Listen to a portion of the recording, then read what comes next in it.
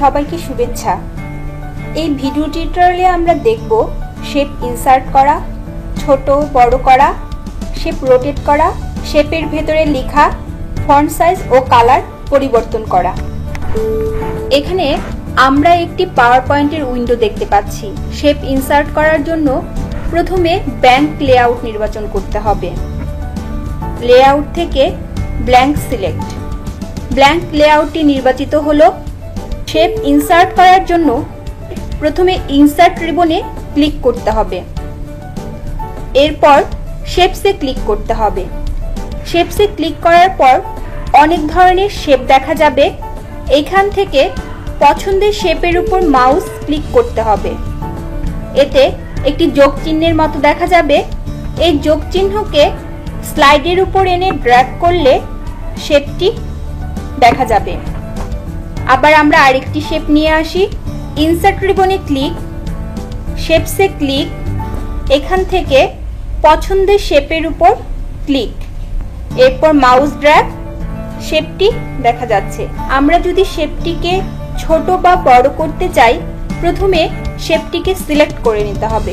শেপটিকে select করার জন্য শেপের উপর মাউস এনে একবার ক্লিক করলে শেপটি সিলেক্ট হবে। এই শেপের চারপাশে আমরা ছোট ছোট কিছু বিন্দু দেখতে পাচ্ছি। এই বিন্দুর উপর মাউস ক্লিক করলে একটি যোগ চিহ্নের মতো দেখা যায়।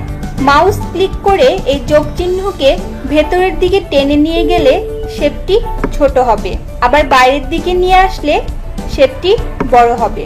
আনুপাতিক হারে শেপটিকে ছোট বা বড় করার জন্য এর কর্নার ধরে ভেতরের দিকে চেপে টেনে নিয়ে গেলে শেপটি ছোট হবে, আবার এই কর্নার ধরে শেপটিকে বাইরের দিকে টেনে নিয়ে আসলে শেপটি বড় হবে। এবার আমরা শেপটিকে রোটেট করতে চাই, অর্থাৎ শেপটিকে ঘোরাতে চাই। শেপটিকে ঘোরানোর জন্য প্রথমে শেপটিকে সিলেক্ট করতে হবে। শেপের উপর সবুজ ছোট একটি বিন্দু রয়েছে। এবারে আমরা যদি শেপটিকে ঘোরাতে চাই, তাহলে মাউস ক্লিক করে এই সবুজ বিন্দুটিকে যে পাশে ঘোরাতে চাই সে পাশে ঘোরাতে হবে। যেমন ডান পাশে ঘোরাতে চাইলে এটিকে ধীরে ধীরে ডান পাশে নিতে হবে। শেপটি ঘুরে গেল। আবার শেপটিকে পূর্বের অবস্থানে নিয়ে যেতে চাইলে মাউস ক্লিক করে সবুজ বৃত্তটিকে বাঁ দিকে ঘোরাতে হবে। শেপে লিখতে চাইলে প্রথমে শেপটিকে সিলেক্ট করে নিতে হবে। অভ্র লেআউটের ইংলিশকে বাংলা করে নিতে হবে এবং ফন্ট নিকোজ ব্যান্ড করে নিতে হবে। শেপের উপর আমরা লিখি তারা। এবারে এই ফন্টের কালার চেঞ্জ করতে চাইলে প্রথমে লেখাটিকে সিলেক্ট করে নিতে হবে। এরপর ফন্ট কালারে গিয়ে পছন্দ মতো কালার দিলে এর কালার পরিবর্তিত হয়ে যাবে। এবারে যদি আমরা ফন্টের সাইজ বাড়াতে চাই, তাহলে ফন্টটিকে সিলেক্ট করে আমাদের ফন্ট সাইজ থেকে সাইজ বাড়িয়ে দিলেই ফন্টের সাইজ বেড়ে যাবে। চলুন আমরা অনুশীলন করি। ভিডিও টিউটোরিয়ালটি দেখার জন্য সবাইকে ধন্যবাদ।